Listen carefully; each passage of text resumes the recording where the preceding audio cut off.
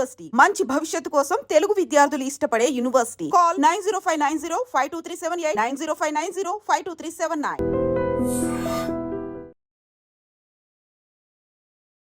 నమస్కారం అండి, నేను Srilatha, chief clinical dietitian, Medicover hospitals Madhapur. ఇవాళ మనము హై బ్లడ్ ప్రెషర్ కానీ బీపీతో ఉండేవాళ్ళు ఎలాంటి ఆహారం తీసుకోవాలి, ఆహారంలో ఎంత మోతాదులో ఉప్పు తీసుకోవాలి, ఒకవేళ కనుక ఉప్పు ఎక్కువ మోతాదులో తీసుకుంటే మనకు ఎటువంటి నష్టం జరుగుతుంది, అలాగే ఉప్పు తగ్గించి తీసుకోవడం వలన మనకు ఎన్ని లాభాలు ఉన్నాయో తెలుసుకుందాం. సో ముందుగా హై బ్లడ్ ప్రెషర్ ఉన్న వాళ్లకు ఉప్పు తగ్గించుకోవాలని డాక్టర్స్ చెప్తూ ఉంటారు. సో ఇది మోస్ట్ ఇంపార్టెంట్. మనం తీసుకునే ఆహారంలో సహజంగా సోడియం ఉప్పులాగా ఉంటుందన్నమాట, సోడియం ఎలిమెంట్ లాగా ఉంటుంది. సో ఇందులో మనకు ఉండే సోడియంతో పాటు మనం తీసుకోవాల్సిన ఆహారంలో కాకుండా బయట నుంచి వేసుకునే ఉప్పు మనకి WHO కానీ అమెరికన్ హార్ట్ అసోసియేషన్ వాళ్ళు రికమెండ్ చేసేది 5 grams సాల్ట్, అంటే దాన్ని 2300 milligrams సోడియం అని చెప్పచ్చు. సో దీనికి నార్మల్ రికమెండేషన్. ఒకవేళ హై బ్లడ్ ప్రెషర్ కానీ బీపీతో సఫర్ అయ్యే వాళ్ళకి 1500 milligrams వీళ్ళు రికమెండ్ చేస్తున్నారు. అంటే మనం తీసుకునే చాయ్ చెంచాలో సగానికి అప్రాక్సిమేట్లీ అని చెప్పచ్చు. సో ఈ 3 grams ఆర్ 2.5 grams సాల్ట్ని మనము రోజు మొత్తంలో డివైడ్ చేసుకోవాలి. అంటే చాలా తక్కువ మోతాదు, ఇంత మోతాదులో మనము బ్రేక్ఫాస్ట్లో ఉప్పు తీసుకోవాలి.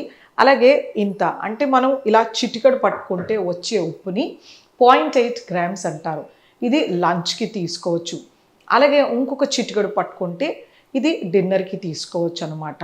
సో అప్రాక్సిమేట్లీ మనము 3 mealsకి 2.5 grams ఆఫ్ సాల్ట్ తీసుకోవచ్చు అనమాట. ఒకవేళ మనము ఇలా వెడల్పుగా చేసి పట్టుకున్నప్పుడైతే మనకు ఆల్మోస్ట్ ఆల్ ఎక్కువ సాల్ట్ రావచ్చు. కాబట్టి మనం జాగ్రత్తగా చిటికెడంటే ఇలా పట్టుకునేలాగా చూసుకోవాలి. ఇది సింపుల్. లేకపోతే మనకు ఇది ఒక టీ స్పూన్ అని అనుకోవచ్చు. ఇంత సైజులో ఉండే చెంచానే టీ స్పూన్ అంటాము. ఇంతకన్నా మించి పెద్దగా ఉన్నప్పుడు ఇది టీ స్పూన్ అవ్వదు, డిఫరెంట్ స్పూన్స్ అవుతుంటాయి అన్నమాట. సో ఈ టీ స్పూన్లో సగానికి మనం తీసుకునే దాన్ని 2.5 grams అంటారు. సో ఇంత సాల్ట్ని మనము 24 hours వాడుకోవాలి. ఈ సోడియం కంటెంట్ మనకు ఆహారంలో ఎక్కడి నుండి వస్తుంది? మనం తీసుకునే ప్రతి ఒక్క ప్రాసెస్డ్ ప్యాక్డ్ ఫుడ్స్లో ఎక్కువ మోతాదులో వస్తుందన్నమాట. వీటిలో మనకి సోడియం కంటెంట్ ఎలా ఉంటుందంటే సాల్ట్ రూపంలో ఉంటుంది. అంటే సోడియం బెంజోయేట్, ఇది ఒక ప్రిజర్వేటివ్ సాల్ట్ అనమాట. దీని రూపంలో అయినా ఉండొచ్చు. లేకపోతే మనకి ఇంకా సోడా బైకార్బోనేట్, అంటే మనం bread, biscuits, bakery products, donuts వీటిలో సోడా వేస్తూ ఉంటారనమాట. వీటిలో ఉప్పుతో సహా మనం సోడా బైకార్బోనేట్ వేస్తాం. ఈ రెండింటిలోనూ సోడియం ఉంటుంది. ఒకటి సోడియం బైకార్బోనేట్, ఒకటి సోడియం క్లోరైడ్. సో ఇది ఎక్కువ మోతాదులో మన శరీరానికి ఉప్పు అనేది ఇస్తుందన్నమాట. సో ఇలాంటివి మనం జాగ్రత్తగా చూసుకోవాలి. అలాగే మనం తీసుకునే కెచప్స్, సాసెస్ అంటే సోయా సాస్ కానీ లేకపోతే చిల్లీ సాస్ కానీ లేకపోతే టొమాటో సాస్ కానీ కెచప్ కానీ అలాగే సాల్టెడ్ బటర్, చీజ్ వీటిలో ఎక్కువ మోతాదులో ఉప్పు ఉంటుందన్నమాట. సో మనము ప్రాసెస్డ్ ప్యాక్డ్ ఫుడ్స్లో ప్రతి వాటిలోనూ సోడియం కంటెంట్ ఎక్కువగా ఉంటుంది. చాలామంది ఇష్టంగా తినే సేవరీ ఐటమ్స్, అవి జంతికలు ఉండొచ్చు, లేకపోతే చుడవ, కార ఇలాంటి ప్యాకెట్స్లో దొరికే వాటిలో చాలా ఎక్కువ మోతాదులో ఉప్పు ఉంటుంది. యూజువల్గా మూంగ్ దాల్లో కూడా చాలా చాలా ఎక్కువగా ఉంటుంది. ఇది మనం గ్రహించుకోవాలి. మనం ఇంట్లో చేసుకునే స్నాక్స్లో కూడా ఎక్కువగా ఉప్పు ఉంటుంది. అలాగే మనం సమ్మర్లో తీసుకునే వడియాలు, లేకపోతే అప్పడాలు, జాడీ పచ్చళ్ళు వీటిలో కూడా చాలా మోతాదులో ఉప్పు ఉంటుందన్నమాట. సో దీన్ని మనం గ్రహించుకొని వీటిలాంటి వాటిని అవాయిడ్ చేయాలి. బయట దొరికే మిర్చి బజ్జీ కానీ సమోసా, పకోడీ ఇలాంటి వాటిల్లో కూడా ఉప్పు కంటెంట్ చాలా ఎక్కువ మోతాదులో ఉంటుంది. ఇవి తీసుకోవడం వలన మనకి ఏ నష్టం జరుగుతుంది? సో ఎక్కువ మోతాదులో ఉప్పు తీసుకోవడం వలన మన శరీరంలో రియాక్టివ్ ఆక్సిజన్ స్పీషీస్ అనేది ప్రొడ్యూస్ అవుతుందన్నమాట. ఇది మన శరీరంలో ఉండే నైట్రిక్ ఆక్సైడ్, అంటే అది ఒక వేసో డైలేటర్, అంటే మన ఆర్టరీస్ని ఇలా ఉంచి రక్త ప్రసరణ చేసేదన్నమాట. సో ఈ రియాక్టివ్ ఆక్సిజన్ స్పీషీస్ ప్రొడ్యూస్ అయినప్పుడు నైట్రిక్ ఆక్సైడ్ సప్రెస్ అయిపోతుంది. దీని వలన మనకి ఎండోథీలియన్ 1 ప్రొడక్షన్ అయిపోయి మనకి ఇన్ఫ్లమేషన్ అయిపోయి ఆర్టరీస్ స్టిఫెన్ అవుతాయి అన్నమాట. ఆర్టరీస్ అనేవి గట్టిగా అయిపోతాయి. సో వేసో కన్స్ట్రిక్షన్ ఉంటుంది, ఆర్టరీ స్టిఫెనింగ్ ఉంటుంది.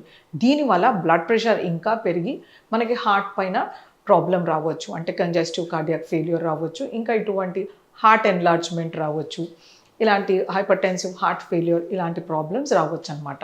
సో అందుచేతనే మనము ఉప్పు విషం అని శాస్త్రాలు చెప్తున్నాయి. దానికని మనము కొద్ది మోతాదులో ఉప్పు వాడుకోవడం వలన మన హై బ్లడ్ ప్రెషర్స్ని కంట్రోల్లో ఉంచుకోవచ్చు.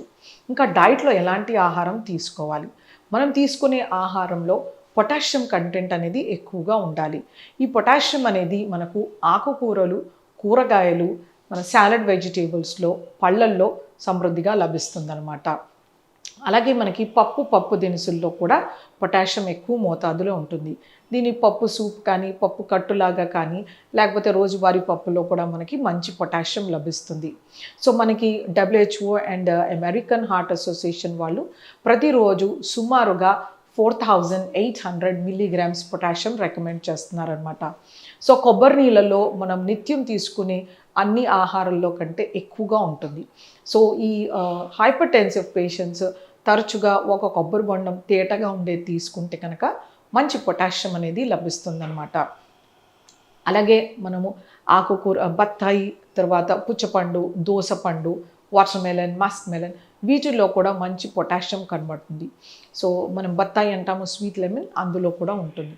సో ఇది మనము వీటిని ఫ్రూట్ సాలడ్ లాగా తీసుకుంటే పొటాషియం అనేది సమృద్ధిగా లభిస్తుందన్నమాట. సో హైపర్టెన్సివ్ పేషెంట్స్ ప్రతి పూట ఒక కప్పులో సాలడ్ తీసుకున్న తర్వాత ఆహారం తీసుకోవాలి. ఉప్పు అనేది తగ్గించాలి. Process foods, sun dried products, ఎండలో ఎండబెట్టినవి ఏవైతే ఉంటాయో నిలువుగా ఉండేవి ఆహారాలని అవాయిడ్ చేయాల్సి ఉంటుంది.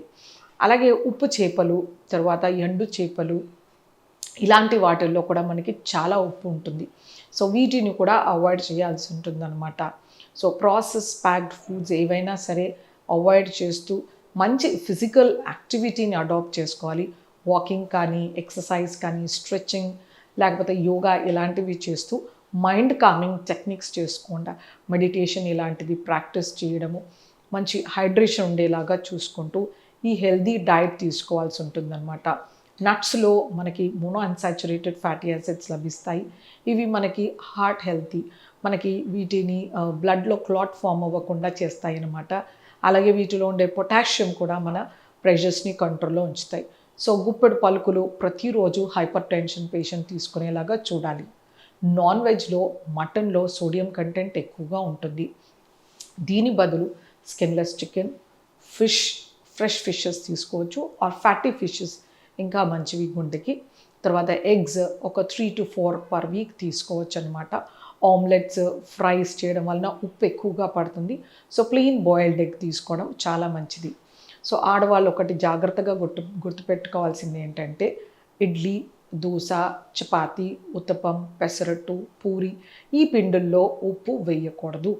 తీసుకునే ఆహారంలో మనం పప్పులో, కూరలో కొంచెం ఉప్పు వేసినట్టుగా వేసుకోవడం, పెరుగులో, మజ్జిగలో, సూప్స్లో ఉప్పు మానేయడం హైపర్టెన్సివ్కి ఎంతో సేఫ్. సో ఒకటి గుర్తుపెట్టుకోవాల్సింది ఏంటంటే healthy, high fibre, potassium rich diet తీసుకుంటూ బాడీ వెయిట్ ఐడియల్గా మెయింటైన్ చేస్తూ మంచి ఎక్సర్సైజ్ వలన, మైండ్ కామింగ్ మెడిటేషన్ వలన హైపర్ టెన్షన్ అనేది వితౌట్ డ్రగ్స్ కూడా చక్కగా మేనేజ్ చేసుకోవచ్చు. నమస్తే.